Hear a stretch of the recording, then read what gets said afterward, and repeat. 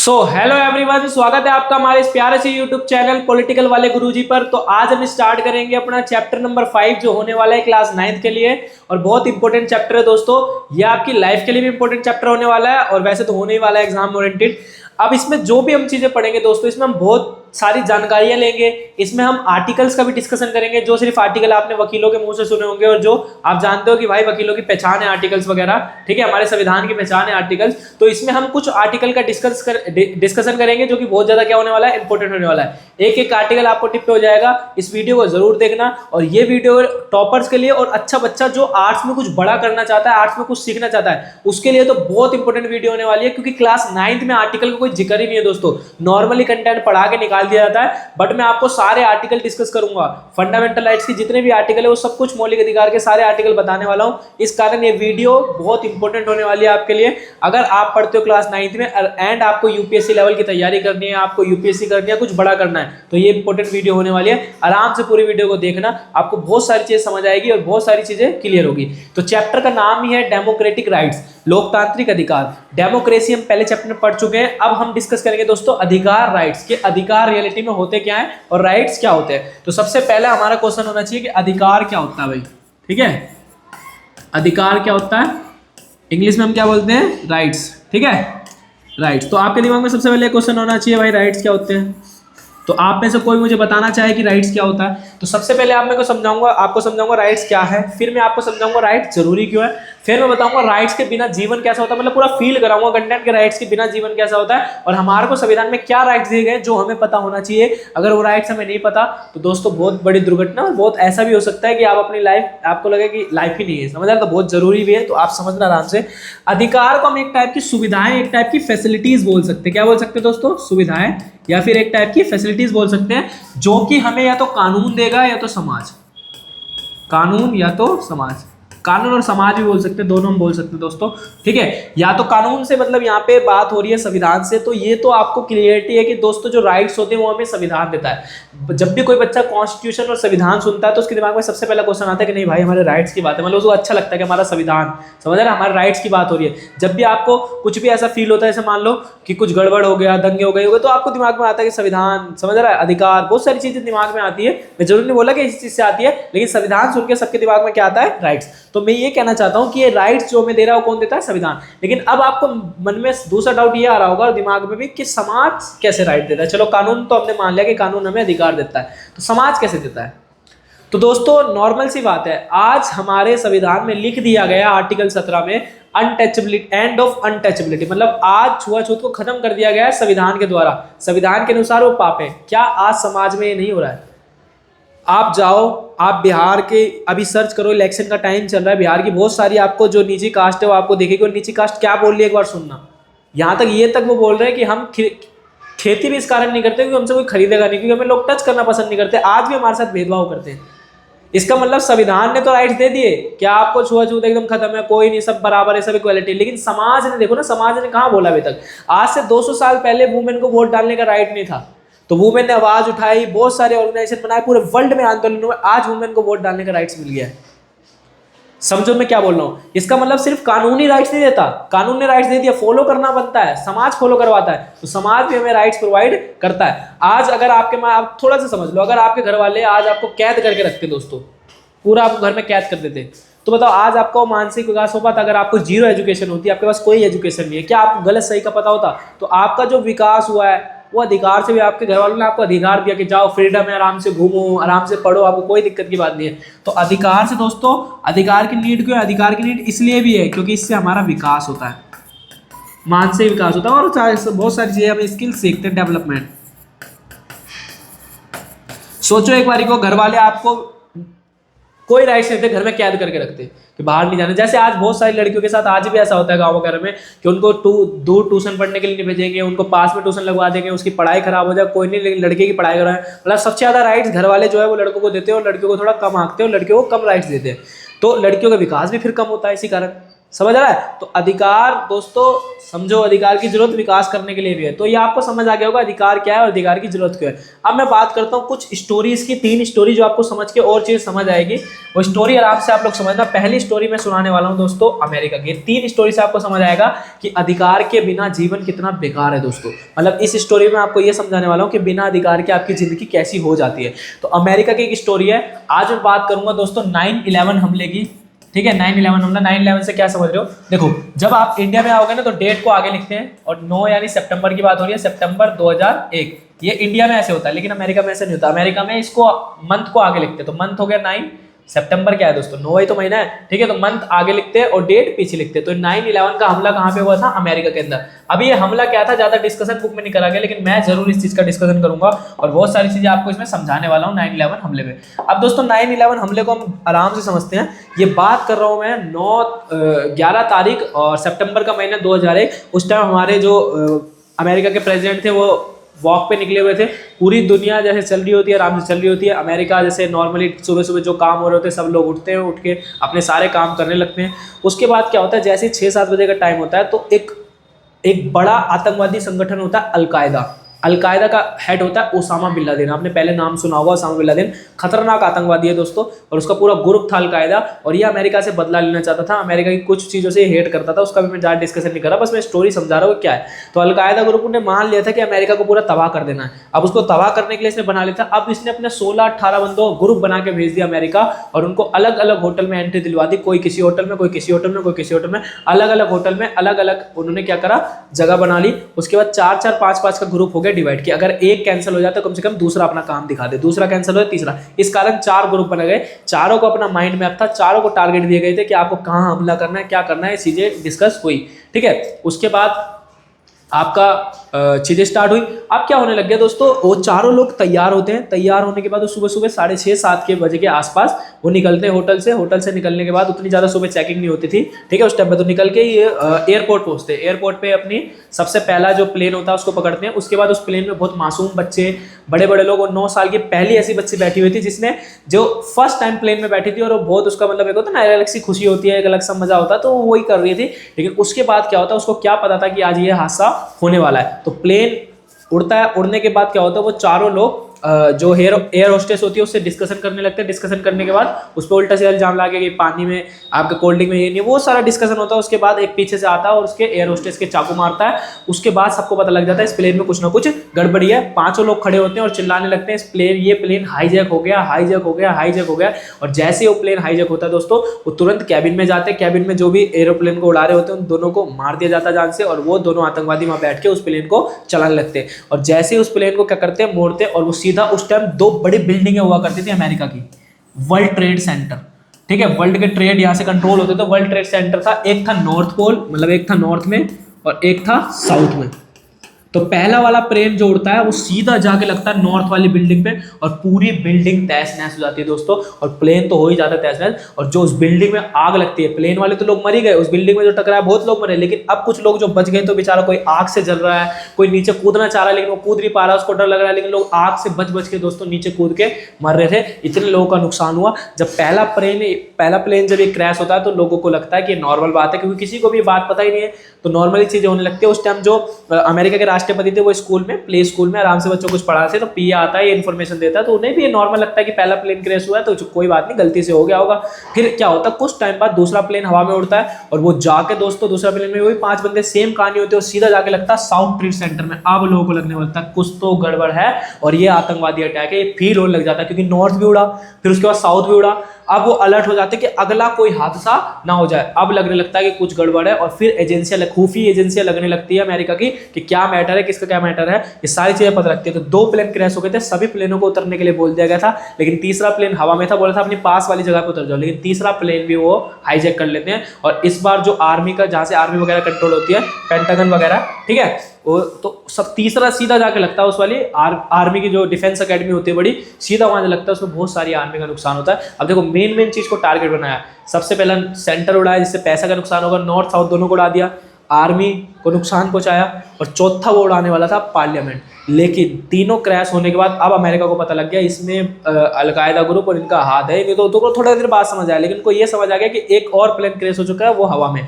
तो उस टाइम आपको ओसामा बिन लादेन से गलती हो जाती है, वो नेटवर्क, अब नेट चल रहा है, लोग रील स्क्रॉल कर रहे हैं, देख रहे हैं कि ये सब दिक्कतें हो रही है, लोगों को पता लग गया। अब लोगों को ये फील हो गया कि चौथा प्लेन हमारा ही है, क्योंकि वो चौथे भी उठते हैं, वो भी प्लेन वो अब कंट्रोल में करते हैं, हाईजैक हो गए वो। अब लोगों को फील हो गया अगर इनको हमने नहीं मारा, क्योंकि ये 4-5 ही है और हम इतने ज्यादा है, हम हिम्मत करके इनको मार देते हैं तो कम से कम बच जाएंगे। तो हिम्मत करके उनको मारते हैं, लेकिन वो बेचारे जो पार्लियामेंट हाउस में जाने वाला था, पार्लियामेंट हाउस को तो बचा लेते हैं, व्हाइट हाउस को तो वो बचा लेते हैं, लेकिन उन सबकी डेथ हो जाती है। वो एक प्लेन जो है वो एक खेत में क्रैश हो जाता है जाके, तो वो सारे लोगों की डेथ हो जाती है, परंतु वो अपने पार्लियामेंट को बचा लेते हैं। ठीक है, तो लोगों ने थोड़ा सा दिखाया, सशक्तिकरण दिखाया पड़ा, तो उससे चीजें क्या हुई, ठीक हुई। इसका मतलब मैं ये कहना चाह रहा हूँ दोस्तों कि 9/11 का हमला कितना ज्यादा खतरनाक था। आपको 9 हमले की पूरी स्टोरी समझ आएगी। उसके बाद शपथ ले ली थी राष्ट्रपति कि जब तक ओसामा बिन लादेन को खत्म नहीं कर दूंगा, जड़ से अलकायदा को खत्म नहीं कर दूंगा, तब तक चैन से नहीं बैठूंगा।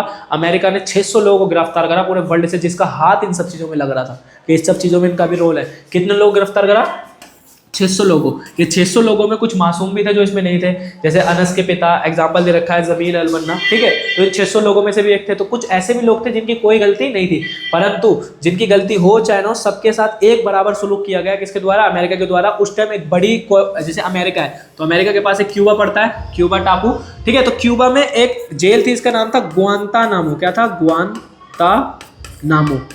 ग्वांतानामो बे का जेल। कौन सी जेल थी, ग्वांतानामो बे का जेल। इस जेल में क्या हुआ, इन 600 कैदियों को गिरफ्तार करके रखा। अब क्या होता है कि यार यूएनओ जो वर्ल्ड की बड़ी ऑर्गेनाइजेशन है, वो तो अपनी बात रखेगी कि भाई ये गलत हो रहा है, इस पे एक्शन होना चाहिए, ठीक है, उसने अपनी बात रखा। लेकिन अमेरिका ने उसको भी क्या कर दिया, नजरअंदाज कर दिया, उसकी बातों को भी नहीं सुना।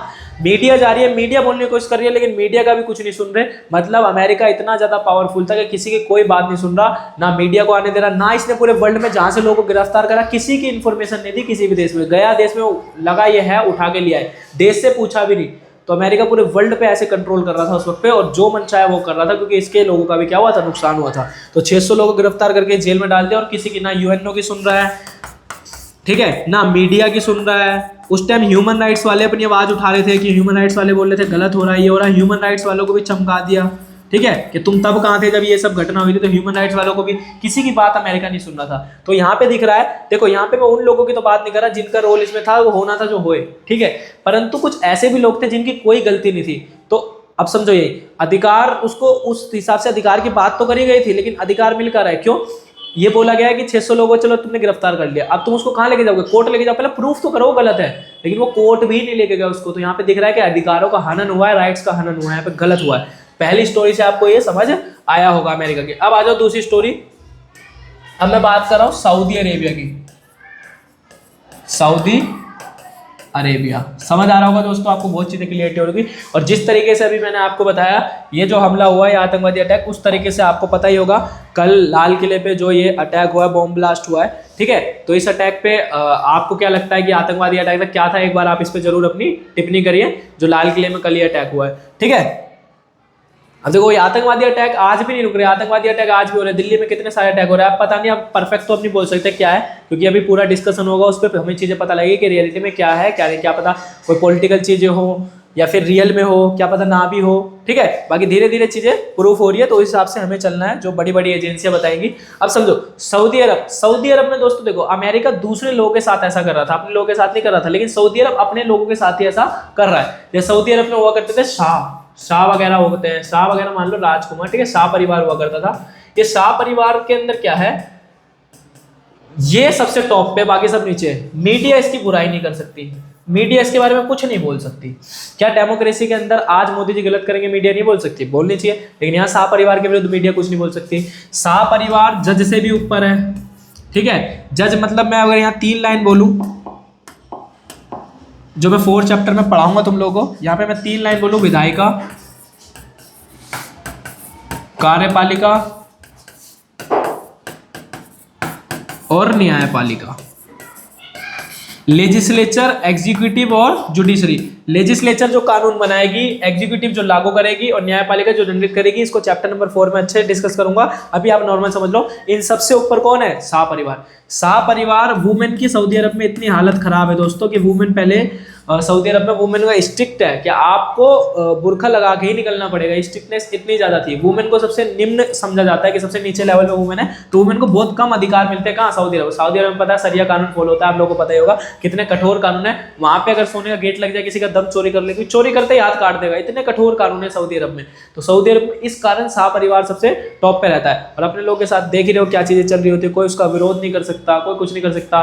धार्मिक स्वतंत्रता नहीं है, बिल्कुल भी धार्मिक स्वतंत्रता नहीं है, आपको जो धर्म है वही फॉलो करना पड़ेगा, धार्मिक स्वतंत्रता नहीं है। ये सारी बात कहाँ लिखी हुई है? बुक के अंदर लिखी हुई है। तो ये कुछ पॉइंट ठीक है, क्योंकि यहाँ से ज्यादा क्वेश्चन नहीं बनेगा, बस नॉर्मल सी बात है, ठीक है। सऊदी अरब 1 नंबर का क्वेश्चन बनेगा स्टोरी से। तो 2 स्टोरी समझ आ गई। अब मैं लास्ट स्टोरी का डिस्कशन कर रहा हूँ कि देखो अधिकार के बिना जीवन कितना बेकार है। दूसरी स्टोरी में आपको समझ आया होगा।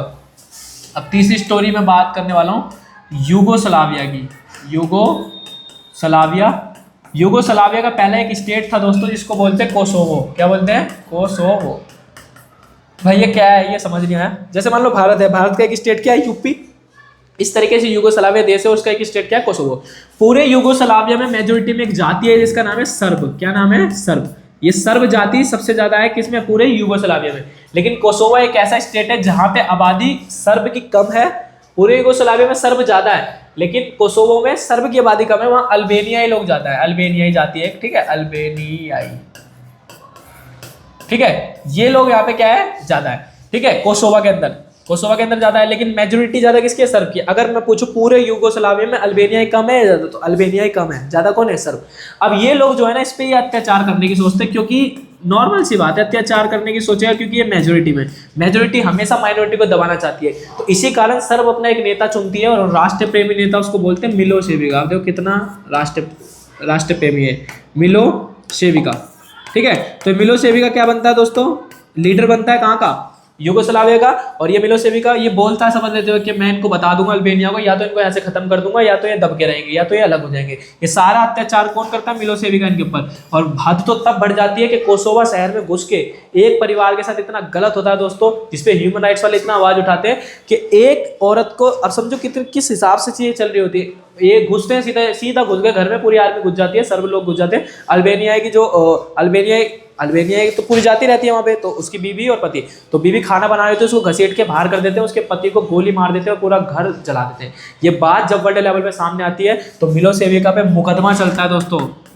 और ये मुकदमा जो चलता है, मानवता का मुकदमा चलता है, ठीक है, मानवता का मुकदमा चलता है, जिसमें मिलोसेविक को अपनी पद छोड़नी पड़ती है। सिर्फ क्या छोड़ी? अपनी पद, ठीक है। तो ये तीसरी स्टोरी में तुम्हें पता लग रहा है, देखो ये किस वजह से मर गए, क्योंकि ये अल्बेनियाई थे। देखो कितना गलत है, यही अधिकारों का आनंद, इसलिए संविधान होना चाहिए। समझो मैं क्या बोल रहा हूँ? संविधान होता फिर भी कहाँ उस हिसाब से चीजें हो रही है, उस हिसाब से कहाँ? तो समाज भी कुछ है, समझो, सिर्फ आप उसको मत ना आपो कानून को, समाज भी बहुत इंपॉर्टेंट है अधिकार देने में। तो तीनों स्टोरी से आपको समझ आया होगा कि अधिकार बहुत इंपॉर्टेंट है। तो भैया सीधा बात पे हो कि हमारे को संविधान में से क्या राइट्स दिए? हमारे को संविधान में बहुत सारे राइट्स दिए, हम सब राइट्स का जिक्र नहीं करेंगे, हम फंडामेंटल राइट्स का जिक्र करेंगे, जो कि बहुत ज्यादा इंपॉर्टेंट है। अब देखो फंडामेंटल राइट्स को हिंदी में बोलते हैं मौलिक अधिकार। पहले समझाऊंगा फंडामेंटल राइट्स क्या है, इतना ज्यादा इंपॉर्टेंट क्यों है, 9th में ही क्यों डिस्कशन कर रखा है, और क्यों 6ठी 7वीं 8वीं से हल्का हल्का फंडामेंटल राइट्स पढ़ाया गया और 12th तक, क्योंकि संविधान की रूह बोल सकते हो, फंडामेंटल राइट्स बहुत ज्यादा इंपॉर्टेंट है, ये तुम्हें पता होने चाहिए। तो भैया सबसे पहले बता दो फंडामेंटल राइट्स है क्या। देखो जिस तरीके से आपको बॉडी के लिए सबसे इंपॉर्टेंट सेल है, 9th क्लास में पढ़ा होगा ना, fundamental unit of life bio के अंदर, तो fundamental unit of life cell को बोलते हैं। अगर तुम्हारी बॉडी से सेल खत्म हो जाएगा तो तुम्हारी पूरी बॉडी क्या हो जाएगी? खत्म हो जाएगी। क्योंकि दोस्तों सेल से बनता है टिश्यू, टिश्यू से बनता है ऑर्गन। तो हार्ट एक ऑर्गन है, हार्ट किससे बना है? सेल से बना है। तो सेल खत्म तो हार्ट खत्म, हार्ट खत्म तो पूरी बॉडी खत्म। तो बॉडी को चलाने के लिए किसकी जरूरत है? सेल को। इस तरीके से घर को चलाने के लिए, घर जो बना है ना दोस्तों, इसमें टाइल इंपॉर्टेंट नहीं है, इसमें ये आपका ये चीज पेंट इंपॉर्टेंट नहीं है, इसमें ईंट है। अगर सारी ईंटें गिरा दोगे तो घर गिर जाएगा। इसका मतलब घर जो है वो ईंटों के द्वारा चल रहा है, बॉडी सेल के द्वारा चल रही है। समाज में रहना है, अगर समाज में आपको जरूरत है और समाज में आपको लंबा जीना है, तो आपको फंडामेंटल राइट्स मौलिक अधिकार पता होने चाहिए, ठीक है। तो ये मौलिक अधिकार आपको समझ आ गया कि मौलिक अधिकार बहुत इंपॉर्टेंट है समाज में रहने के लिए, ठीक है। इंग्लिश में इसको बोलते हैं फंडामेंटल राइट्स। क्या बोलते हैं? Fundamental rights. यही मैं पढ़ाऊंगा अब आपको यूपीएससी लेवल, पूरा यूपीएससी लेवल कॉन्सेप्ट चलने वाला है।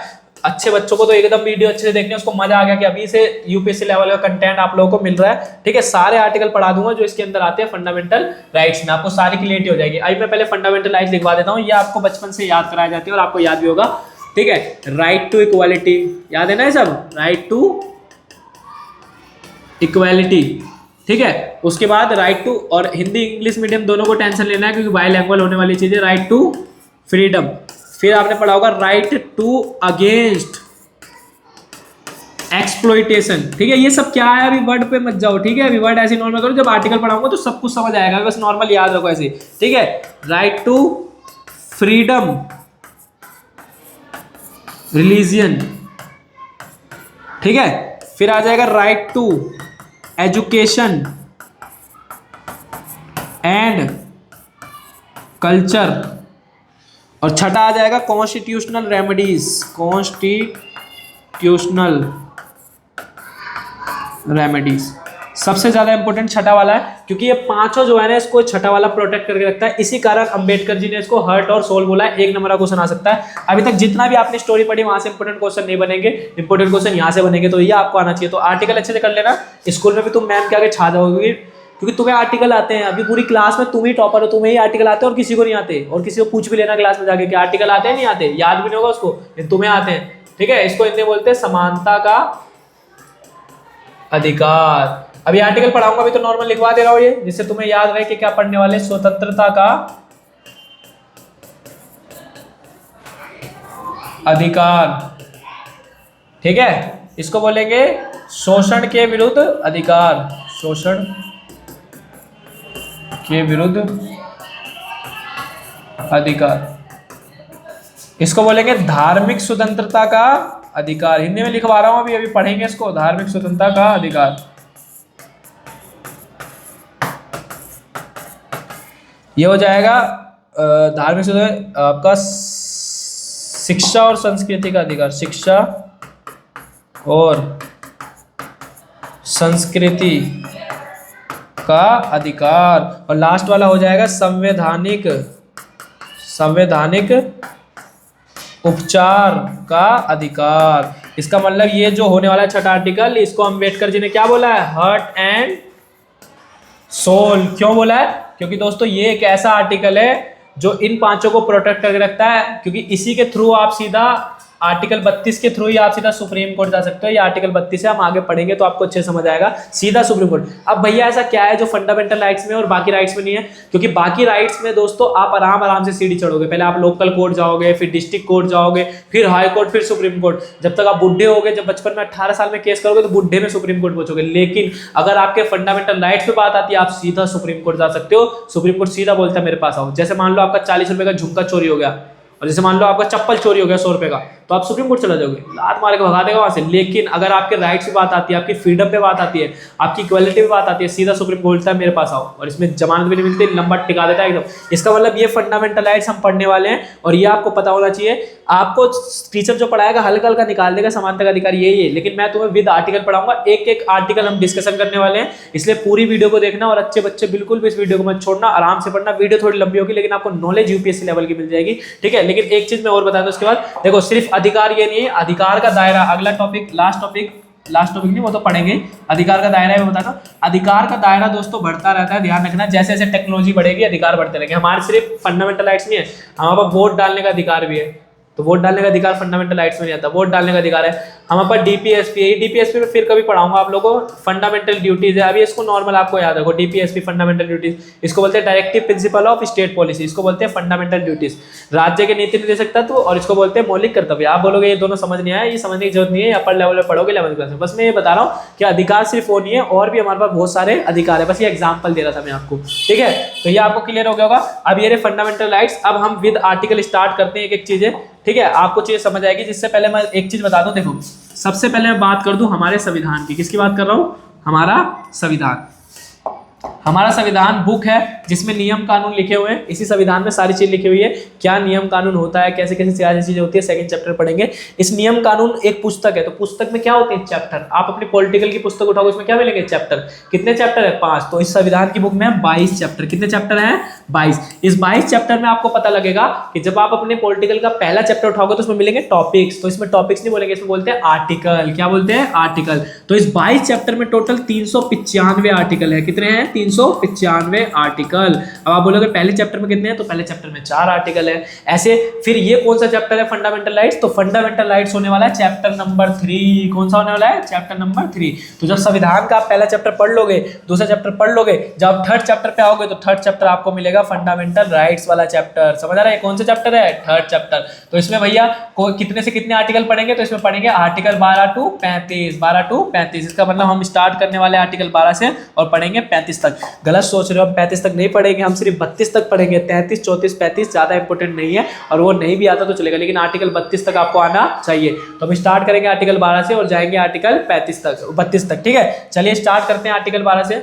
बेसिक जानते हैं। बताओ, अभी मैंने तुम्हें बताया था फंडामेंटल राइट्स कौन से चैप्टर में, चैप्टर नंबर 3 आर्टिकल 12 to 35। मतलब इसमें आर्टिकल पढ़ेंगे हम 12 से 35, 1 से 11 डिस्कशन नहीं करेंगे, कि वो पहले और दूसरे चैप्टर में आते हैं। ठीक है, उसके बाद इसको फ्रेंच में बोलते हैं। 1 नंबर का क्वेश्चन बन सकता है कि फ्रेंच में बताओ क्या बोलते हैं आपके फंडामेंटल राइट्स को, तो इसको बोलते हैं मैग्ना कार्टा। क्या बोलते हैं दोस्तों, मैग्ना कार्टा। मैग्ना कार्टा का मतलब भी होता है अधिकार। और इसकी रक्षा कौन करता है, तो मैंने भी बताया इसकी रक्षा कौन करते हैं, हाई कोर्ट और सुप्रीम कोर्ट। हाई कोर्ट और सुप्रीम कोर्ट। अच्छा, क्या अब मेरा तुमसे क्वेश्चन है कि क्या फंडामेंटल राइट्स को सस्पेंड किया जा सकता है, क्या इसको खत्म किया जा सकता है? तो आपके दिमाग में आ रहा होगा नहीं, कि इसको सस्पेंड तो नहीं कर सकते, सस्पेंड कर दिए जाते हैं, और करता है राष्ट्रपति। कौन करता है, राष्ट्रपति। भैया राष्ट्रपति कैसे सस्पेंड कर देता है यार, जैसे कि इलेक्शन का टाइम आता है, तो इलेक्शन के टाइम पे ज्यादा तुम बाहर जाके हल्ला गुल्ला नहीं कर सकते, हमारी मांगे पूरी करो, ये करो, मारेगा 2 लाख सुला देगा। समझ आ रहा है, सारी मांगे पूरी कर देगा, क्योंकि कुछ फंडामेंटल राइट्स सस्पेंड हो जाते हैं इलेक्शन के टाइम। आप ग्रुप नहीं बना सकते, सब नहीं कर सकते, तो राष्ट्रपति सस्पेंड कर सकते हैं हमारे कुछ फंडामेंटल राइट्स को। तो भैया सस्पेंड हो सकते हैं, लेकिन खत्म नहीं हो सकते। खत्म भी हो सकते हैं। हमारे फंडामेंटल राइट्स पहले 7 थे, आज प्रेजेंट में 6, तो हुआ ना खत्म। इसका मतलब फंडामेंटल राइट्स खत्म हो सकते हैं, तो कौन करती है, संसद। कौन कर सकती है, संसद, यानी कर सकती है पार्लियामेंट। कौन कर सकती है, पार्लियामेंट। तो ये पोर्शन आपको समझ आया अच्छी तरीके से। ये फंडामेंटल राइट्स के कुछ बेसिक है जो 1 वर्ड क्वेश्चन हो सकते हैं, तो उसमें आप ये सॉल्व कर सकते हो। अब हम स्टार्ट करेंगे फंडामेंटल राइट्स पढ़ना है, आर्टिकल 12 to 35। कितना पढ़ना है, आर्टिकल 12 to 35। अब आ जाओ, स्टार्ट करते हैं पढ़ना। आर्टिकल 12 से स्टार्ट करते हैं। आर्टिकल 12 बोलता है एक्सप्लेन। क्या बोलता है दोस्तों, एक्सप्लेन। फंडामेंटल राइट्स को एक्सप्लेन। एक्सप्लेन मैंने अच्छे से कर दिया, कितना इंपॉर्टेंट है क्या है, तो इस पर डिस्कशन नहीं करना। आर्टिकल 13 लगाता है रोक, इसको इंग्लिश में बोलते हैं मिटिगेशन। क्या बोलते हैं, मिटिगेशन। और हिंदी में बोलते हैं अल्पीकरण। क्या बोलते हैं, अल्पीकरण। ये हमारा काम का नहीं है, बस ये समझा रहा है। 12 बोल रहा है अच्छे से यूज करो, बहुत ज्यादा इंपॉर्टेंट है, कोई दिक्कत की बात नहीं, सुप्रीम कोर्ट तक पहुंच जाओ। लेकिन आर्टिकल 13 बोलता है थोड़ी रोक लगाओ। आर्टिकल 12 बोलता है अपनी फ्रीडम का अच्छे से यूज करो। आर्टिकल 13 बोलता है इतना फ्रीडम यूज नहीं करना कि दूसरे की फ्रीडम को दिक्कत हो जाए। एग्जांपल समझो, जैसे मान लो मैं यहाँ कुर्सी उठा के अपने घर में भटाभट ट्यूशन में मार रहा हूँ, किसी को कोई प्रॉब्लम नहीं हो रही, मेरे को पुलिस नहीं ले जा सकती। लेकिन यही कुर्सी अगर मैं बाहर मार दूं, ये मेरी फ्रीडम है कि मैं कुछ भी कर सकता हूं अपने घर में, लेकिन मेरी ये फ्रीडम नहीं है कि मैं दूसरों को कुर्सी मार के उसकी फ्रीडम छीनूं। अगर मैं बाहर कुर्सी मानता हूं उसके लगती है, अब वो मेरे पे केस कर सकता है। इसका मतलब मेरी फ्रीडम है, मेरी फ्रीडम मेरे तक ही रहनी चाहिए, किसी और की फ्रीडम पे ठेस नहीं पहुंचनी चाहिए। आर्टिकल 13 यही बोला है। 12 बोल रहा है अपनी फ्रीडम का यूज करो, 13 बोल रहा है आराम से देख के, किसी और को दिक्कत नहीं होनी चाहिए। तो 12-13 क्लियर हो गया। अब आ जाओ आर्टिकल 14। आर्टिकल 14 बोलता है कानून के आगे, कानून के समक्ष सब बराबर है। कानून के सामने सब क्या है, इक्वल, यानी कानून के समक्ष सब क्या है, बराबर। जैसे कि मैं बात करना चाहूं, जैसे कि दोस्तों आप चाहे नीची कास्ट के हो, आप चाहे अपर कास्ट के हो, आप चाहे जनरल हो, ओबीसी, एससी, एसटी, आप कोई भी हो, आप हिंदू हो, मुस्लिम हो, अगर आप मर्डर करते हो सेम सजा है। अगर आपको जो वकील करना आप वो वकील कर सकते हो। ऐसा नहीं है कि हिंदू यही वकील करेगा, मुस्लिम यही वकील करेगा। सबके लिए कानून क्या है, बराबर। सबको कानून एक ही तरीके से सजा देगा, सबको कानून एक ही तरीके से बचाएगा। तो कानून की नजर में क्या है, सब इक्वल। ठीक है, यही 14वां है कि कानून के समक्ष सब क्या है, बराबर, चाहे वो हिंदू हो, चाहे मुस्लिम हो, चाहे सिख हो, चाहे ईसाई हो। ठीक है, आर्टिकल 14 क्लियर हो गया। आर्टिकल 15 बोलता है जाति, धर्म, लिंग और जन्म स्थान, इस बेस पे भेदभाव नहीं हो सकता। भेदभाव को इंग्लिश में बोलते हैं डिस्क्रिमिनेशन। क्या बोलते हैं, डिस्क्रिमिनेशन। इंग्लिश मीडियम को भी दिक्कत नहीं होने देंगे। ठीक है, जाति को क्या बोलते हैं, कास्ट। धर्म को क्या बोलते हैं, रिलीजियन। ठीक है, लिंग, जेंडर, और ये बर्थ प्लेस हो जाएगा आपका, है ना। अब भैया ये समझाओ ये क्या बोल रहा है। देखो, कास्ट के बेस पे आप किसी प्रकार का भेदभाव नहीं कर सकते। अगर पकड़े गए तो नाप दिए जाओगे, बोलोगे इतना तो भेदभाव होता है भैया। तो फिर कोई जाता नहीं है हाई कोर्ट सुप्रीम कोर्ट में बात रखे, देखो कैसे नाप देगा। कास्ट के बेस पे भेदभाव नहीं कर सकते, ऊंची कास्ट नीची कास्ट, धर्म के बेस पे भेदभाव नहीं कर सकते, हिंदू मुस्लिम सिख ईसाई, ठीक है, लिंग के जेंडर के बेस पे लड़का लड़की, आप देखो सारे यही इसी बेस पे भेदभाव होते हैं। या तो इस बेस पे होगा ऊंची कास्ट नीची कास्ट, या तो धर्म के बेस पे भेदभाव होगा, हिंदू है मुस्लिम है, या तो जेंडर के बेस पे होगा लड़का है लड़की, या फिर बर्थ प्लेस के बेस पे होगा बिहारी है बंगाली, ऐसे भेदभाव होते हैं, ठीक है। इसी 4-5 चीजों पे आपको भेदभाव देखने को मिलेंगे, और किसी चीज पे कहां भेदभाव होता है, ये सब चीजों पे भेदभाव होता है, ठीक है। अब आर्टिकल 15 बोलता है इस चीज पे भेदभाव यानी डिस्क्रिमिनेशन करते पकड़े गए तो नाप दिया जाएगा। आप बोलोगे सब पे भेदभाव होता है और भैया नहीं पकड़े जाते, तो दोस्तों ये आपके साथ अगर भेदभाव हो सीधा चले जाना हाई कोर्ट और सुप्रीम कोर्ट।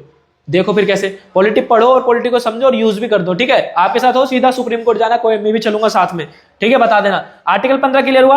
अब आर्टिकल 16 पे हम चलते हैं, ठीक है। आर्टिकल 16 बोलता है गवर्नमेंट जॉब में सब इक्वल है, लोक नियोजन की समानता। क्या बोलता है? लोक नियोजन की समानता, यानी गवर्नमेंट जॉब में सब क्या है? बराबर। बोलोगे भैया कितना झूठ बोलते हो, गवर्नमेंट जॉब में सब कैसे बराबर है, गवर्नमेंट जॉब में सब कैसे इक्वल है, झूठ बोल रहे हो आप यहाँ पे। दोस्तों गवर्नमेंट जॉब में आप बोलोगे कि रिजर्वेशन मिलता है, कुछ सीटें पहले ही फिक्स कर दी जाती है नीचे कास्ट को, तो रिजर्वेशन मिलना चाहिए यार। फिर तुम ना वही है, अभी मैं बोल रहा था तुम्हें कि मैं एक डॉक्यूमेंट्री वीडियो देख के आया था, एक बार देख लो दोस्तों, वीडियो बन रही है नहीं बन रही? हाँ वीडियो बन रही है। आई मैं एक डॉक्यूमेंट्री वीडियो देख के आया था, उस वीडियो में मैंने नोटिस करा भाई बिहार के अंदर, बिहार में इलेक्शन ही हो रहे हैं आपको पता ही है, ठीक है। तो बिहार के अंदर मैं नोटिस करा था, बिहार आज 2025 के बिहार, 1947 के बिहार की बात नहीं कर रहा, 2025 के बिहार की बात कर रहा हूं। आज मैं बिहार के अंदर अभी इलेक्शन देख रहा था, वहां एक डॉक्यूमेंट्री वीडियो बनी हुई है जिसमें यार कि कुछ नीची कास्ट के लोग हैं वो वहीं खा रहे हैं, वहीं सुअर बगल में है वो लैटरिन कर रहा है, वहीं वो बैठ के खा रहे हैं। मैं गुस्सा देख रहा हूं कि मिट्टी के भी घर बने हुए हैं, जिस कट्टे से आप राशन लेने जाते हो उस कट्टे में लोग बैठ के सो रहे हैं, छोटे छोटे घर में 10-10 12-12 लोग सो रहे हैं लेट के। ये 2019-47 के बाद 2025 के बिहार की बात कर रहा हूं मैं। बिहार इसे विकास बोलते हैं, ये विकास हुआ है। आज भी उन्होंने बोल रहे कि हम कुछ कर नहीं पाते, हम कुछ करेंगे तो हमसे कोई खरीदता नहीं है, हमें कोई टच भी नहीं करता, आज भी हमारे साथ बहुत भेदभाव होता है। ऐसी सिचुएशन बिहार में क्रिएट हो रखी है। फिर आप बोलते हो कि रिजर्वेशन नहीं होना चाहिए, बताओ फिर नहीं दे तो फिर ऐसे बर्बादी होता चला जाएगा, रिजर्वेशन नहीं देंगे तो। रिजर्वेशन अभी मिलना चाहिए और रिजर्वेशन इंपॉर्टेंट है। हाँ आप ये बोल सकते हो कि आप रिजर्वेशन के कुछ लोग पक्ष में होते हैं कुछ विपक्ष में होते हैं, लेकिन आज देखा जाए तो रिजर्वेशन सबको भी है, जनरल को भी रिजर्वेशन है। आप सर्च करोगे तो चीजें आपको पता लगेगी, जनरल को भी रिजर्वेशन मिलता है, जिनकी इनकम रिसोर्सेज का इनकम कम होती है उनको मिलता है।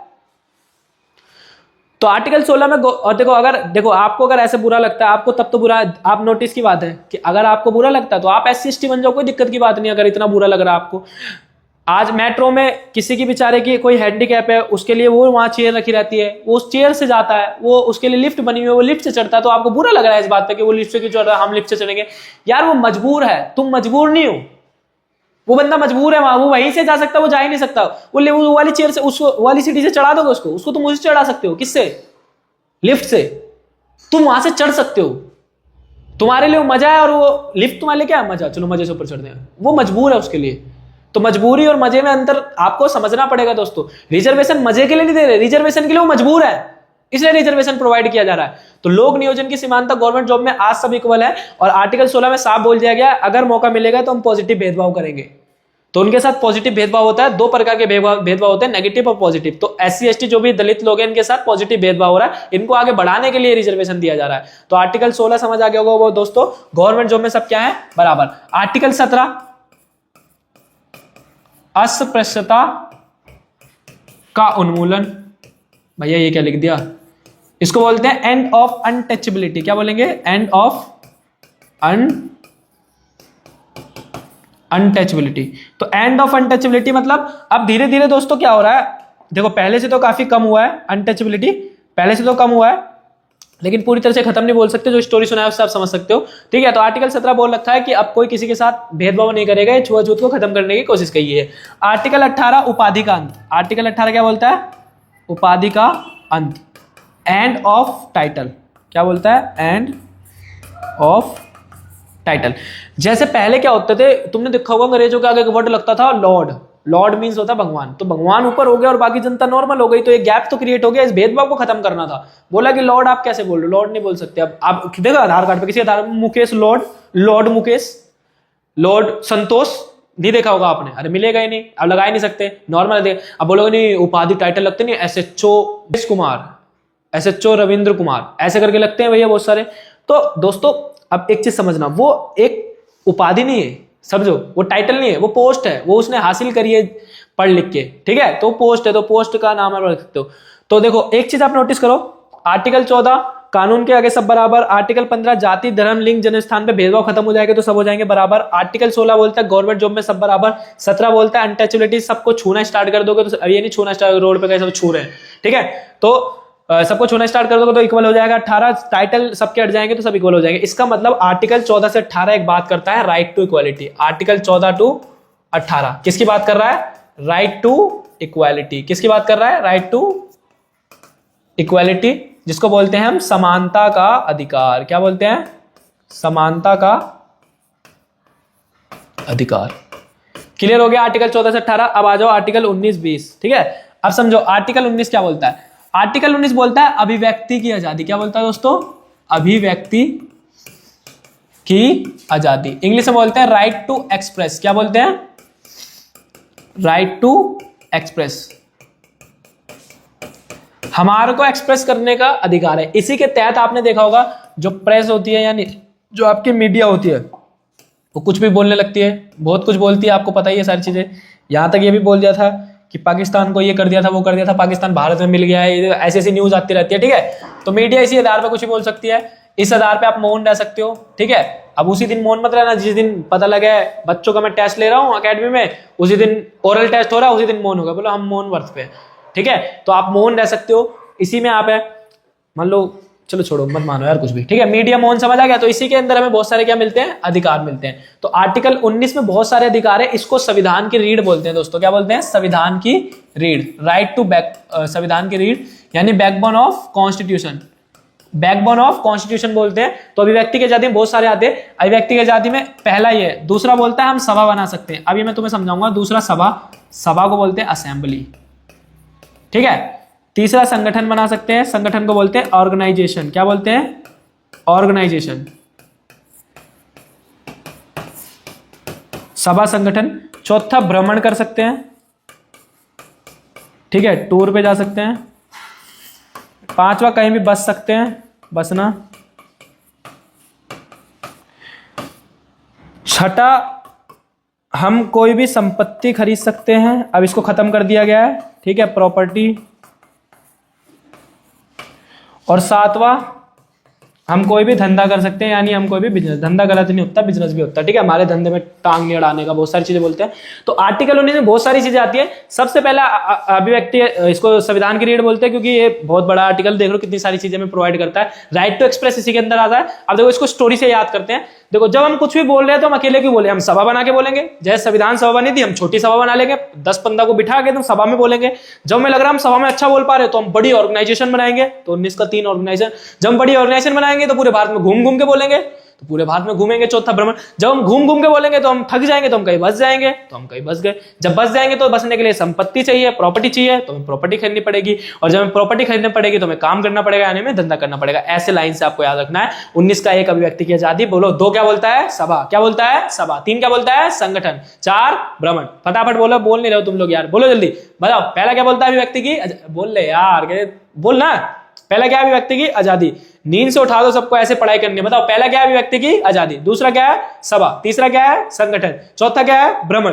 पांचवा क्या है आपका, बसना। छठा क्या है, संपत्ति। और सातवां क्या है, धंधा। तो ये 7 पॉइंट आर्टिकल 19 के अंदर आते हैं जो आपको क्लियर हो गए होंगे। आपको यहीं से समझ आ गया कि हम चल बसे हैं किसकी तरफ, किसकी तरफ चल बसे हैं दोस्तों, आर्टिकल 20 स्वतंत्रता के अधिकार की तरफ। 19 का 1 बोलता है एक्स पोस्ट फैक्टो, क्या बोलता है, एक्स पोस्ट फैक्टो। दूसरा आ जाओ, दूसरा बोलता है डबल जिपॉडी, ये टेक्निकल वर्ड है पॉलिटिकल साइंस के, ठीक है, डबल जिपॉडी। और तीसरा बोलता है सेल्फ इंक्रिमिनेशन, क्या बोलता है, सेल्फ इंक्रिमिनेशन। अब आराम से समझना आप लोग। पहला क्या बोल रहा है, ex post facto. X post facto का मतलब ये होता है कि अगर आपने कोई भी अपराध कर दिया है और उस वक्त, मान लो आपने अभी अपराध करा, अभी मान लो आपने बकरी चुरा दी, अब बकरी चुरा लिया आपने, मान लो उसकी सजा 6 मंथ है। बकरी चुराने की सजा कितनी है, चोरी की सजा, मान लो चोरी की सजा क्या है, 6 मंथ। अभी आपने बकरी चुराई, उसकी सजा कितनी है, 6 मंथ। लेकिन केस चलते चलते प्रूफ हुआ 1 साल बाद कि आपने बकरी चुराई थी, 1 साल बाद हो गई उसकी सजा फांसी। तो अब बताओ आपको सजा मिलेगी 6 मंथ या फांसी? तो आपको 6 मंथ सजा मिलेगी। क्यों? जब आपने चोरी करी थी तब रूल क्या था? साफ इस एक्स पोस्ट फैक्टो में देखा जाएगा। जब आपने अपराध करा था तब रूल क्या था? अपराध के समय का रूल, के समय की सजा, अपराध के समय की सजा मिलेगी कि अपराध के वक्त आपकी सजा क्या थी, ठीक है, वही सजा आपको मिलेगी। ऐसे सजा देने लग गए तो बाबर के टाइम पे हाथ काट देते, तो हाथ काट दो, ऐसे नहीं होता ना, ठीक है। अपराध के डबल जीपार्डी, एक अपराध की एक सजा। एक बकरी चोरी करी है तो एक ही सजा मिलेगी, एक अपराध की एक सजा।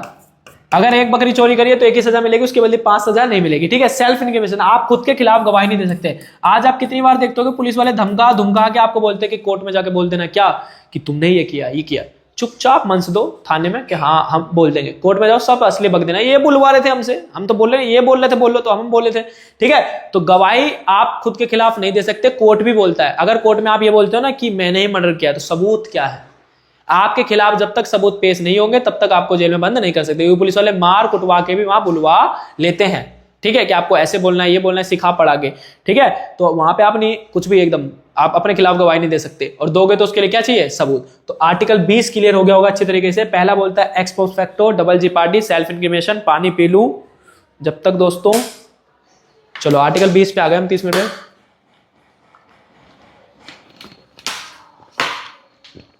आसान लग रही है ना पॉलिटिकल साइंस? दोस्तों संविधान पढ़ रहे हो, वकील बनने का प्रोसेस चल रहा है, टाई तक पहन लिया तुमने, धीरे धीरे तुम्हें सब पहना देंगे, ठीक है, टाई तक आ गई है, धीरे धीरे सब। अब आ जाओ आर्टिकल 21। आर्टिकल 21 बोलता है दोस्तों प्राण और दैहिक स्वतंत्रता। क्या बोलता है? प्राण और दैहिक स्वतंत्रता, इसको बोलते हैं लाइफ एंड पर्सनल स्वतंत्रता को बोलते हैं लिबर्टी। क्या बोलते हैं? लिबर्टी। इसको 2 पार्ट में डिवाइड कर दो। आर्टिकल 21 बोलता है हमें जिंदगी जीने की पूरी पूरी स्वतंत्रता है, और पर्सनल लिबर्टी मतलब हमारा कुछ भी पर्सनल है वो हम रख सकते हैं, जैसे कि हम कहीं भी घूम, हमारी अपनी प्राइवेसी है, अगर हमारी प्राइवेसी कोई छीनेगा तो आर्टिकल 21 के तहत हम उस पर क्या कर सकते हैं? केस। जैसे बहुत सारे बच्चों को मेरा फोन का पासवर्ड पता है, केस कर दूंगा, ठीक है। प्राइवेसी अपनी, आप फॉरेन में घूमो आपको कोई मना नहीं कर सकता, घूमो आराम से, आपकी प्राइवेसी है, ठीक है, फॉरेन में घूमो कोई दिक्कत की बात नहीं है। उसके बाद और क्या क्या भैया? विदेश में घूम सकते हैं आप लोग, और बताओ प्राइवेसी, और बस 2 काफी है दोस्तों, ठीक है। अब देखो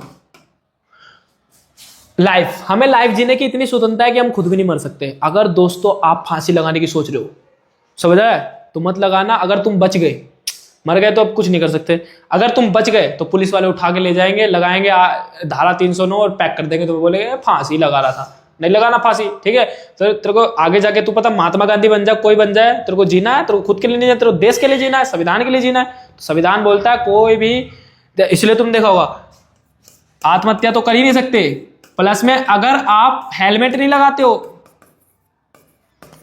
आप सीट बेल्ट, ठीक है, सीट बेल्ट ये सब नहीं लगाते हो तो आप पे चालान लगता है। चालान क्यों लग रहा है? सीट बेल्ट नहीं लगाओगे तो तुम मरोगे, हेलमेट नहीं लगाओ तुम मरोगे, लेकिन फिर भी सरकार बोले नहीं तेरे को जीना है, उस पर चालान लगाते हैं दबा के एकदम। तो आर्टिकल 21 क्या हो गया दोस्तों? क्लियर। अब आ जाओ आर्टिकल 22। आर्टिकल 22 है गिरफ्तारी से संरक्षण। क्या है? गिरफ्तारी से संरक्षण, ठीक है। इसको बोलते हैं protection from arrest, protection from arrest. तो गिरफ्तारी से संरक्षण की बात हो रही है यहां पे, प्रोटेक्शन फ्रॉम अरेस्ट। अब देखो गिरफ्तारी से संरक्षण, यहां पे 2 चीजें, इसको बहुत लंबा तो नहीं पढ़ेंगे, हल्का सा निकाल देंगे फटफट। एक को बोलते हैं प्यूनिटिव, एक को बोलते हैं प्रिवेंटिव डिटेंशन। क्या बोलते हैं? Preventive detention. इसको बोलते हैं हिंदी में निवारक निरोध। क्या बोलते हैं? निवारक निरोध। और इसको बोलते हैं दोस्तों दंडात्मक। अब दोनों में डिफरेंस क्या भैया? अगर आप कोई कर्मकांड कर चुके हो, अगर आप मर्डर कर चुके हो, तो आप गलत साबित हो चुके हो, पुलिस वाले आएंगे, सबसे पहले दिखाएंगे वारंट एफआईआर। सबसे पहले क्या दिखाएंगे? Warrant FIR. फिर आपको 24 घंटे वारंट, सबसे पहले क्या दिखाएंगे आपको? वारंट। फिर आपको 24 घंटे के अंदर अंदर ले जाना पड़ेगा कोर्ट, और आप अपना वकील कर सकते हो, अपना लॉयर कर सकते हो।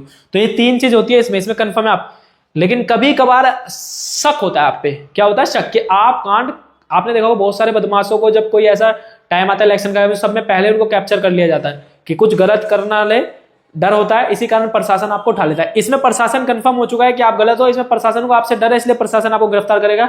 इसमें कोई वारंट नहीं दिखाएगा, 24 घंटे में कोर्ट में ले जाएगा, कहीं भी 3 मंथ तक आपको नाप देगा जेल में, 3 मंथ तक रख सकता है, ज्यादा से ज्यादा अगर और हुआ तो 6 मंथ 1 साल भी खींच देगा, 3 मंथ तक तो रखेगा, 3 मंथ बाद आपको छोड़ेगा, 6 मंथ तक रख लेगा, उसके बाद हाई कोर्ट जाना पड़ेगा, हाई कोर्ट में डिस्कशन होगा, फिर आपको छोड़ा जाएगा। प्रशासन चाहेगा तो 1 साल तक आराम से रख सकता है, लेकिन निवारण निरोध अधिकतम कितने मंथ तक रख लेगा, 3 मंथ तक रख लेगा। तो दोस्तों इसमें फंस जाना, उसमें मत फंसना, उसमें एकदम गंदा है, एकदम उठा लेता है ये सारी चीजें, ठीक है। तो प्यूनिटिव निवारक निरोध आपको समझ आ गया होगा, ये क्वेश्चन भी आता है निवारक निरोध क्या है, और मिड टर्म में भी पूछा था। ये क्लियर हो गया आपको। आर्टिकल 22, अच्छा आर्टिकल 19 to 22 आप एक चीज नोटिस कर रहे हो दोस्तों, आर्टिकल 19 किसकी बात कर रहा है, स्वतंत्रता की, 20 भी किसकी बात कर रहा है, स्वतंत्रता की, 21 भी किसकी बात कर रहा है, स्वतंत्रता की, और 22 भी किसकी बात कर रहा है, स्वतंत्रता ही तो दे रहा है कि आपको ये सब मिलेगा। तो इसका मतलब दोस्तों यहाँ पे आर्टिकल 19 to 22 किसकी बात कर रहा है, कोने पे लिखूं, आर्टिकल 19 से 22 किसकी बात कर रहा है, right to freedom, right to freedom, स्वतंत्रता का अधिकार, स्वतंत्रता का अधिकार। अब आ जाओ अगला, देखो कितना सारा आर्टिकल पढ़ लिया तुमने। अब आर्टिकल 23-24 समझ आ रहा होगा एकदम बढ़िया तरीके से, मजा आएगा एकदम, बहुत बढ़िया, खत्म हुए होने वाले हैं आर्टिकल। आर्टिकल 23 और 24, आर्टिकल 23 बोलता है दोस्तों कि आप बलात्श्रम, बलात्श्रम मतलब समझते हो, फोर्सफुली काम, बलात्श्रम मतलब क्या होता है, फोर्सफुली काम। बेगारी, बेगारी मतलब होता है बिना पैसे के काम कराना, बेगारी मतलब बिना पैसे के काम कराना, बलात्श्रम फोर्सफुली काम कराना। बंधुआ मजदूरी, बहुत सारे मजदूरों को, ये बिहार की, इसमें सुनाऊंगा आपको स्टोरी, बंधुआ मजदूरी। और चौथा आपका आ जाएगा दोस्तों मानव तस्करी, है ना, ये सब बैन है। आप किसी से फोर्सफुली काम नहीं करा सकते, 8 घंटे की जॉब कर रहा है तो करेगा, उसके बाद आप 9वां घंटा नहीं लगवा सकते, ओवर टाइम उसका मन करेगा तो करेगा, नहीं फोर्सफुली काम नहीं करा सकते। लेकिन अगर देश की बात आएगी तो फोर्सफुली काम करा लिया जाएगा दोस्तों। अगर मान लो किसी देश से लड़ाई हो गई और उसमें लड़ाई वड़ाई में बहुत सारी चीज़ों की जरूरत होती है, हथियार वगैरह बनाने की, तो फिर करवा लेंगे, फिर फोर्सफुली करना पड़ेगा काम। तो देश के लिए बंदे जान दे देते तुम काम नहीं कर पाओगे। बेगारी, बिना पैसे के आपसे कोई काम नहीं कर सकता। अभी मैं अकेडमी में किसी बच्चे को बोलूं कि सारी चेयर लगा दो, मैं तुम्हें 100 रुपए दूंगा, और 2 रुपए देके भगा दिया, मारेगा अलग से, ठीक है, बोले भैया क्या कर दिए तुम, बताओ, 2 रुपए देके भगा दिए। बंधुआ मजदूरी, गांव में तुमने देखा होगा पहले के टाइम पे क्या होता था, जैसे मान लो किसी साहूकार, किसी मजदूर ने साहूकार से बहुत कर्ज ले लिया, अब वो मजदूर उसके घर पे काम करता था, उसी से ब्याज चुकती थी, फिर उसका बेटा भी उसी घर पे काम करा, फिर उसका बेटा, ऐसे बंधुआ मजदूर बना के बहुत टाइम तक रख लिया जाता था, बेटा का बेटा ऐसे काम किया जा रहा है। तो अब ये नहीं करवा सकते, पकड़े गए नाप देंगे। मानव तस्करी, मानव को एक जगह से दूसरी जगह बेचना, ठीक है, ये तो अब खत्म ही है। ये सब कर गए तो फिर क्या होगा वो तुम लोगों को पता है, ठीक है। बहुत आपने पहले सुना होगा लड़कियों को बेच रहे हैं, लड़कों को बेच रहे हैं, ये कर रहे हैं, वो कर रहे हैं। तो अभी चीज में क्या लगा दिया, बैन लगा दिया। आर्टिकल 23, आप किसी का शोषण नहीं कर सकते। आर्टिकल 24, 14 साल से कम उम्र के बच्चों को आप 2 जगह काम नहीं करा सकते। एक, आप कारखाने यानी फैक्ट्री में काम नहीं करा सकते। दूसरा, आप माइनिंग में काम, खुदाई में नहीं करा।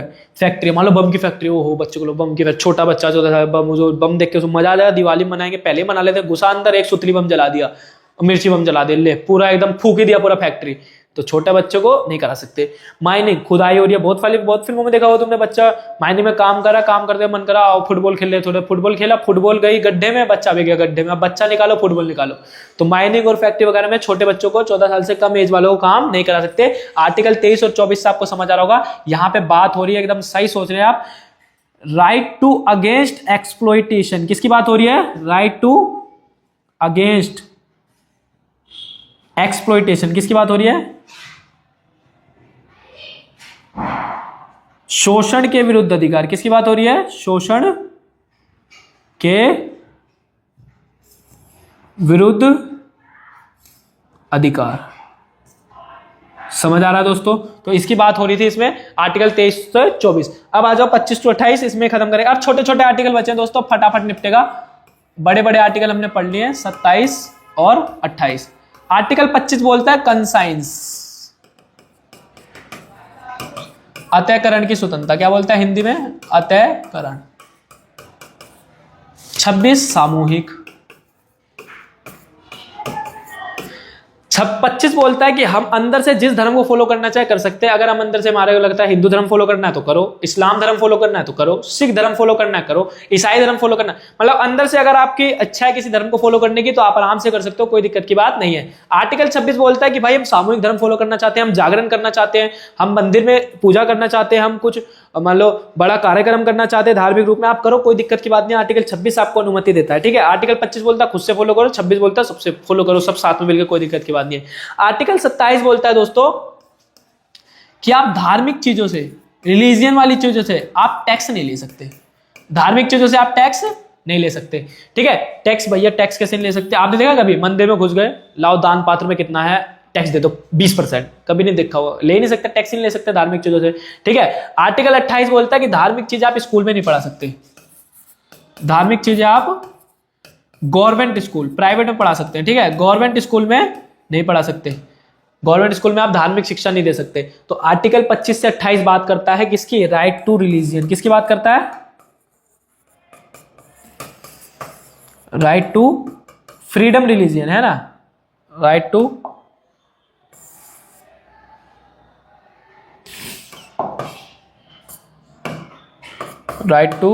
Freedom religion.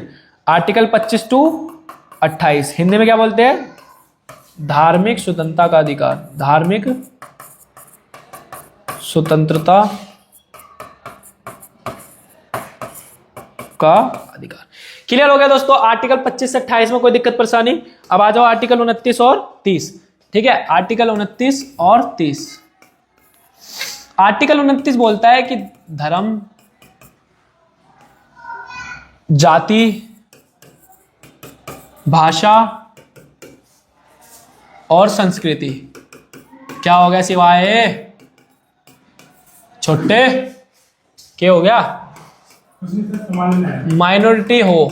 अगर दोस्तों क्या हो, धर्म, जाति या कोई किसी रिलीजन का हो या कास्ट का हो या आपका कोई भाषा संस्कृति, अगर इन चारों बेस पे वो माइनॉरिटी हो तो आप उसको एजुकेशन लेने से नहीं रोक सकते। ऐसा नहीं कि भाई तू जैन है, तू नहीं आएगा इस संस्थान में, आप एजुकेशन और संस्थान में घुसने से नहीं रोक सकते।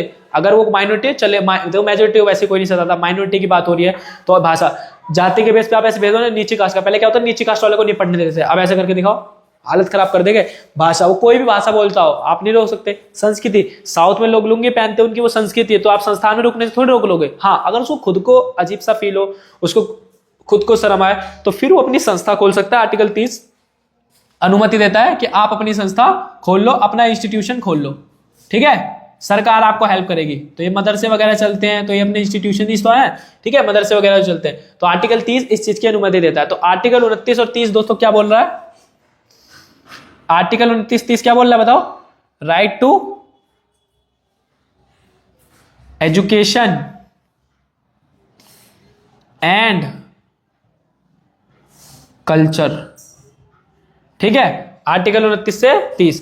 अब बोलोगे आर्टिकल 31 क्या है? तो आर्टिकल 31 दोस्तों खत्म हो गया। आर्टिकल 31 था right to property, right to property खत्म होने वाले हैं आर्टिकल, आ गए हैं हम एंड में, राइट टू प्रॉपर्टी। तो दोस्तों राइट टू प्रॉपर्टी था संपत्ति का अधिकार, जिसको हम बोलते हैं, क्या बोलते हैं? संपत्ति का अधिकार। पहले क्या होता था, लोगों की अपनी संपत्ति हुआ करती थी दोस्तों, क्या हुआ करती थी? अपनी संपत्ति। तो ये हमारा पहले मौलिक अधिकार था, तो हमारी कोई भी संपत्ति नहीं छीन सकता था। सरकार भी छीनेगी तो हम सीधा सुप्रीम कोर्ट पहुंच जाएगा, सरकार को वापस देनी पड़ेगी। इससे क्या होता था, कोई मान लो रेलवे ट्रैक बिछ रहा है तो विकास करने में दिक्कत आती थी। अब रेलवे ट्रैक किसी घर आगे पड़ गया तो बोलता नहीं, ये मेरे दादा की संपत्ति है, मैं घर नहीं हटाऊंगा ऐसे, तुम मेरे छत से निकालो ये रेलवे ट्रैक, ऐसे जाएगा, या मेरे ऐसे करके निकालो, फिर वहां किसी घर आगे बोलता था ऐसे, तो ऐसे तो ट्रेन जाएगी नहीं भाई, ठीक है ना, कि ट्रेन ऐसे जाएगी। तो ये दिक्कत हो रही थी, तो फिर बोला गया कि नहीं भाई, राइट टू प्रॉपर्टी छीनो, इसको कानूनी अधिकार बनाओ, इसको मौलिक अधिकार से निकालो। अगर वो कानूनी अधिकार बन गया तो सरकार फिर कार्रवाई कर सकती है, मौलिक अधिकार हुआ तो कोई कार्रवाई नहीं कर सकता। तो फिर सरकार ने क्या करा, संपत्ति के अधिकार को हटाया। 44वां संशोधन हुआ, कौन सा हुआ? 44वां संशोधन। संशोधन मतलब चेंज, इंग्लिश में अमेंडमेंट बोलते हैं, बता चुका हूं। 1978 में इसको चेंज करते हैं, और ये काम करते हैं मोरारजी देसाई। कौन करते हैं? मोरारजी देसाई। इसको चेंज करके इसको कानूनी अधिकार बनाते हैं। इसको सीधा आर्टिकल 31 से सीधा दूर दूर फेंक दिया जाता है, सीधा 300 के काम है, 300 के काम है, मतलब ये दूर दूर तक नहीं दिखता। इसको सीधा फेंक दिया गया इतना दूर। तो आर्टिकल 31 क्या हो गया, खत्म। अब आर्टिकल 32 बहुत ज्यादा इंपॉर्टेंट है। 33, 34, 35 हम नहीं पढ़ेंगे क्योंकि 33, 34, 35 कोई लेन देन नहीं है। आर्टिकल 32 तक ही पढ़ेंगे, फिर हम आ जाएंगे DPSP, directive principle of state policy पे। इतना आप लोग समझो, ठीक है। आर्टिकल 32 में सीधा आ जाओ। मैं पानी पी के एक बार देख लेता हूँ वीडियो बन रही है नहीं बन रही, ठीक है। पहले देख लो हरा हरा चल रहा है, ठीक है। वीडियो देख लेता हूँ बन रही है, फिर हम आर्टिकल 32 पढ़ते हैं। एकदम मजा आ गया होगा आपको, पूरा चैप्टर एकदम टिप पे। सबसे इजी, इससे इजी नहीं हो सकता आर्टिकल दोस्तों।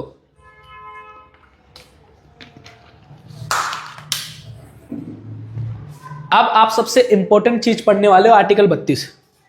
आर्टिकल 30, 31 तक आपको दिखाया गया है, आपके पास ये राइट्स है। अब आपको इस आर्टिकल 32 में ये बताया जाएगा कि आप इन राइट्स का प्रयोग इससे इसको लेके कर सकते हो।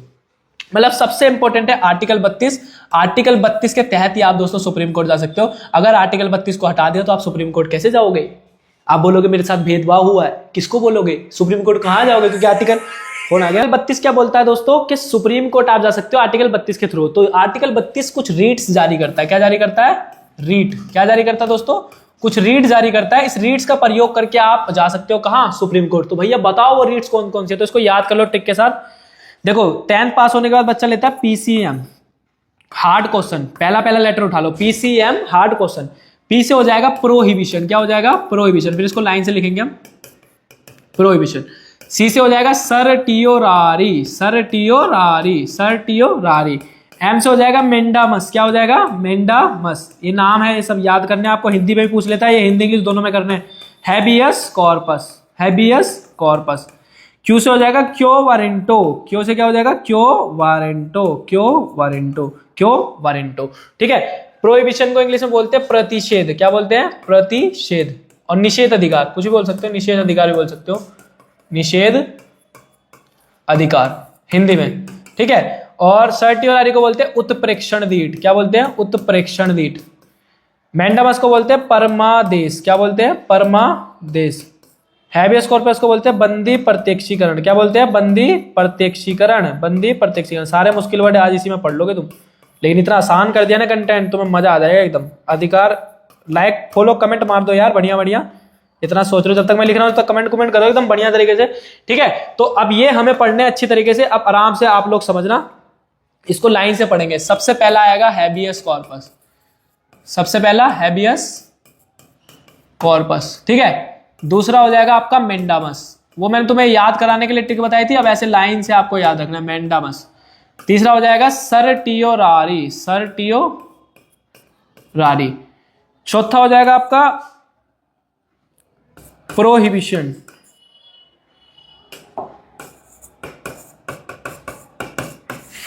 और पांचवा हो जाएगा आपका क्यों वारेंटो, क्यों वारेंटो। ठीक है। तो पहला हैबियस कॉर्पस, मेंडामस, सर्टियोरारी, प्रोहिबिशन और क्यो वारेंटो। हैबियस कॉर्पस को हिंदी में बोलते हैं बंदी प्रत्यक्षीकरण। क्या बोलते हैं? बंदी प्रत्यक्षीकरण। इसको बोलते हैं परमादेश, इसको बोलते हैं उत्प्रेक्षण, इसको बोलते हैं प्रतिषेध या फिर निषेध अधिकार। ठीक है।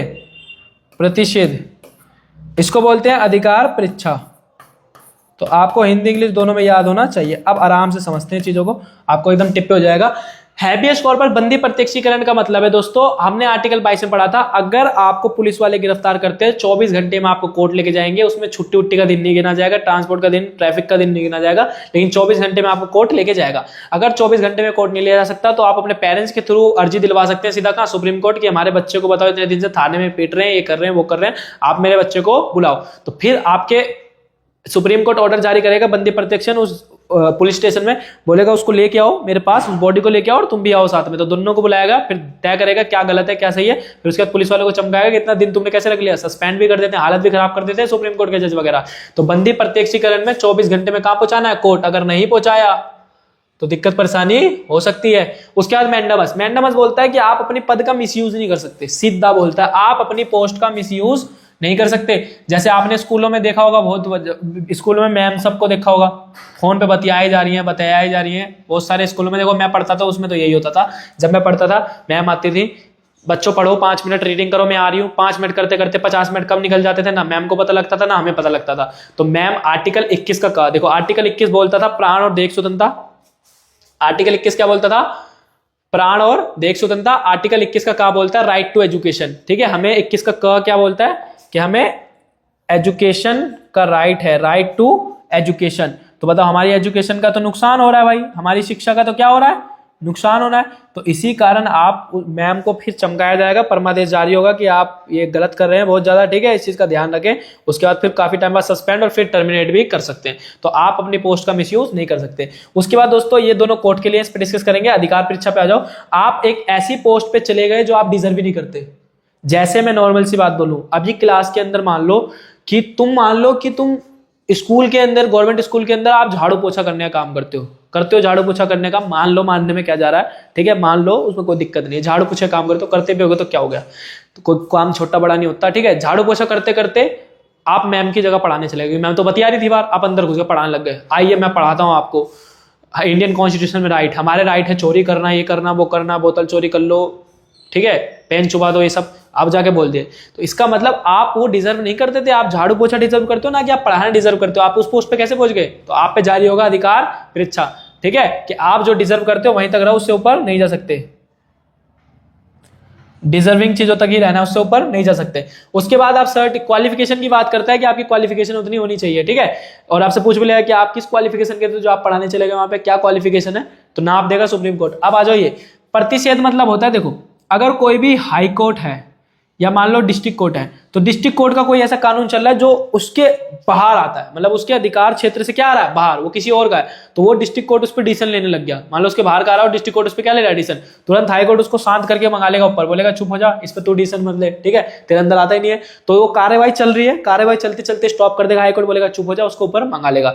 और हाई कोर्ट के अंदर वो नहीं आता तो हाई कोर्ट को सुप्रीम कोर्ट बोलेगा चुप हो जा, उसको ऊपर भेज दे। सुप्रीम कोर्ट के अंदर नहीं आता, ऐसा हो नहीं सकता, सुप्रीम कोर्ट सब पे डिसीजन ले सकता है, ठीक है, सब सुप्रीम कोर्ट के अंदर ही आएगा। लेकिन उत्प्रेक्षण में उल्टा होता है। उत्प्रेक्षण में क्या होता है, जैसे मान लो डिस्ट्रिक्ट कोर्ट ने ऐसी चीज पे डिसीजन ले दिया, इसमें तो कार्रवाई चल रही थी, इसने डिसीजन ले दिया, बोला होगा ऐसे ही। जैसे इलाहाबाद हाई कोर्ट ने डिसीजन ले दिया था कि राम मंदिर पे डिसीजन लिया था, लेकिन राम मंदिर के डिसीजन को कट करा किसने, सुप्रीम कोर्ट ने, उसको ऊपर मंगाया।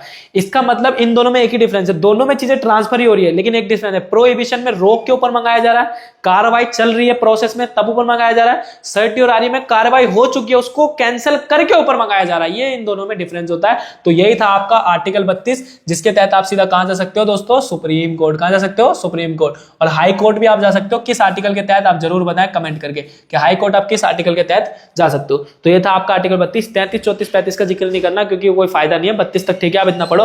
33 सेना गुप्तचर मीडिया वगैरह के बारे में, 34 मार्शल लॉ और 35 अपडेट के बारे में, तो उस पर ज्यादा डिस्कशन नहीं करेंगे क्योंकि इतना ही है। ठीक है, 32 क्लियर हो गया। अब हमें तो आपको पूरा चैप्टर समझ आ गया होगा एकदम बढ़िया से, विद आर्टिकल मैंने सारी चीजें समझा दी है। अब इस वीडियो को दबा के शेयर कर देना और ऐसे बच्चे तक इस वीडियो को पहुंचाना जो पढ़ता है, बिल्कुल जो नहीं पढ़ता उस तक मत पहुंचाना, कोई फायदा भी नहीं है। ये वीडियो सिर्फ वही बच्चा देखे और वहीं तक पहुंचाना जिसको सच में कुछ बड़ा करना है, उसको यूपीएससी क्रैक करनी है, सब क्योंकि उसी के लिए इंपॉर्टेंट वीडियो है। तो मिलेंगे अपनी नेक्स्ट वीडियो में। जय हिंद, जय भारत, जय मानवता दोस्तों।